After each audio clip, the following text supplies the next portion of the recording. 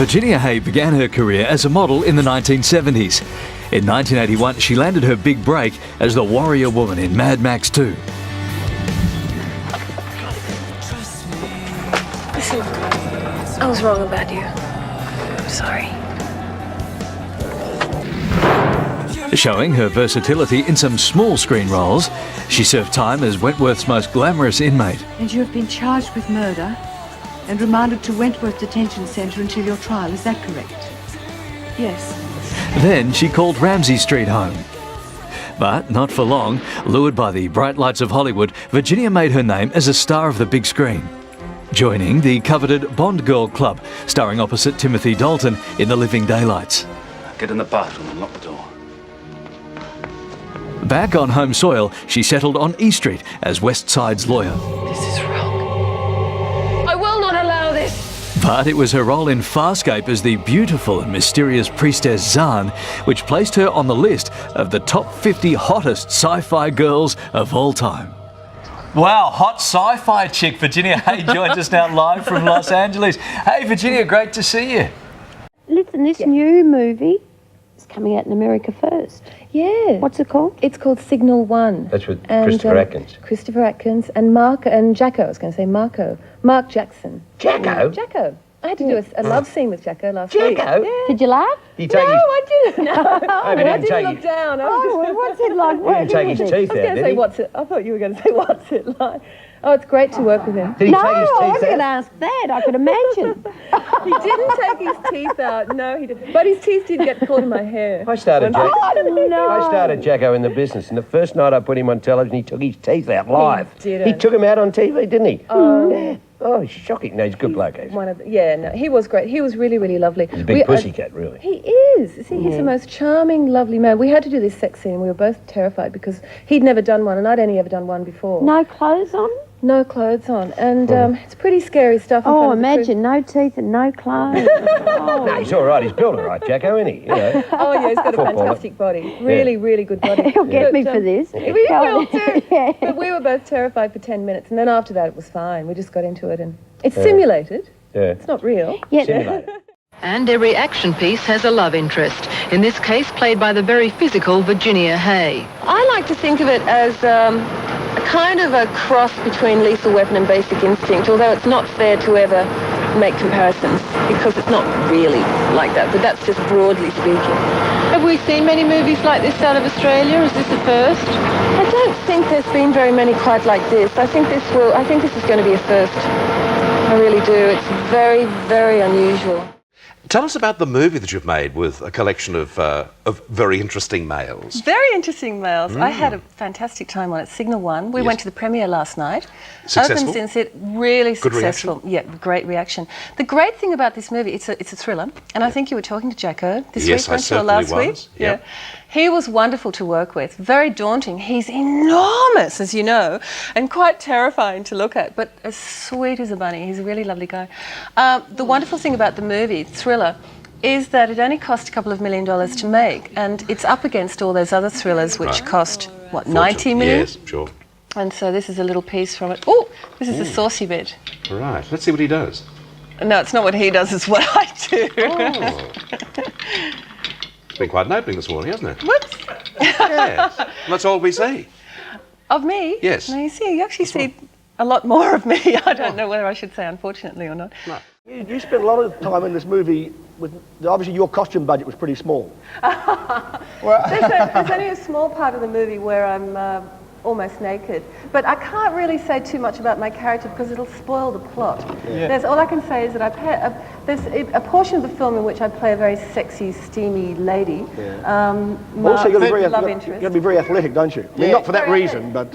You've obviously seen the scene. No, I played a very athletic lady, and we had to train for, I don't know about you, but I had to train for about a month to get some muscles. They've all gone. No, you're looking fantastic, Virginia.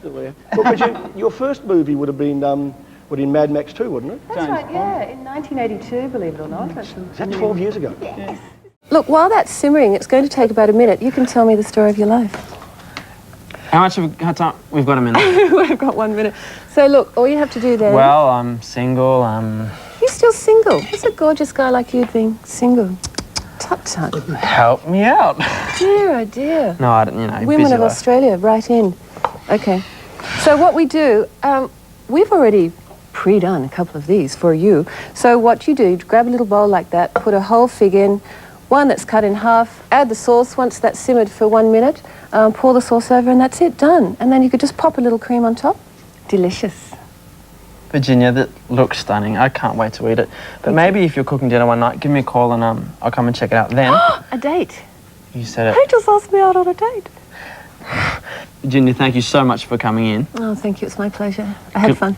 Me too. Good luck with Farscape, huh? Thank you. And we'll see you soon. Yeah, hope so. Thank you. We'll see you tomorrow. Ciao. Bye. See ya. Well, I'm waiting for my character to come back on Prisoner. I keep, flipping the channels. Who did you play? I played a Lee Templar, who is a model. It's a funny story, actually. This woman, the character, was incredibly plain and probably short and ugly. All she ever wanted to do was to be a model. So she saved up enough money. It's hysterical, the backstory. She saved up all of this money, had facelifts, I don't know, leg extensions, and the whole thing. And ended up being... Wish I had that job. Yeah. Dr. Newton here. She ended up being incredibly attractive, became a famous model. On the way to becoming a famous model, she sold herself. She was a courtesan or prostitute, whatever. And apparently she had a pimp. And she did some porn movies. And once she became famous, the pimp came back into her life and threatened to expose her, yes, so to speak, and show her again, if she didn't give him lots of money. So of course she killed him. Naturally, as you would. No, as you wouldn't. But so the character ended up in jail. And because I'd had several affairs with the commissioners of police and commissioner of jail and... as the character? As the character, yes. not me.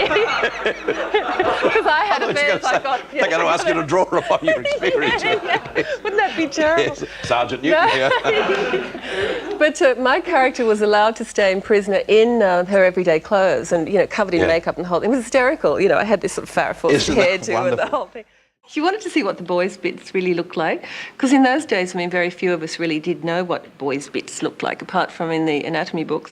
In the 70s, all of the cover girls had voluminous hair and glossy lips and that come-hither look and sort of half-closed eyes and the whole business. And my cover was me looking quite elegant and I'm going to bite your bum off look, with hair scraped back. One of Australia's better-known media hype victims is model-turned-actress Virginia Hay.